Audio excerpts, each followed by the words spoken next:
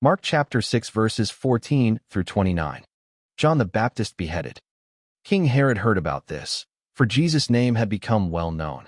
Some were saying, John the Baptist has been raised from the dead, and that is why miraculous powers are at work in him. Others said, he is Elijah, and still others claimed, he is a prophet, like one of the prophets of long ago. But when Herod heard this, he said, John, whom I beheaded, has been raised from the dead. For Herod himself had given orders to have John arrested, and he had him bound and put in prison. He did this because of Herodias, his brother Philip's wife, whom he had married. For John had been saying to Herod, it is not lawful for you to have your brother's wife.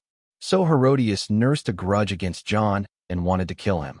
But she was not able to, because Herod feared John and protected him, knowing him to be a righteous and holy man.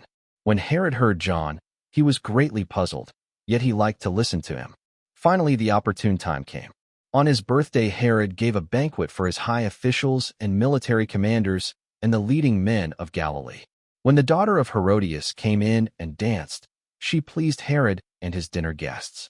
The king said to the girl, ask me for anything you want, and I'll give it to you. And he promised her with an oath, whatever you ask I will give you, up to half my kingdom. She went out and said to her mother, what shall I ask for? The head of John the Baptist, she answered. At once the girl hurried in to the king with the request, I want you to give me right now the head of John the Baptist on a platter. The king was greatly distressed, but because of his oaths and his dinner guests, he did not want to refuse her. So he immediately sent an executioner with orders to bring John's head.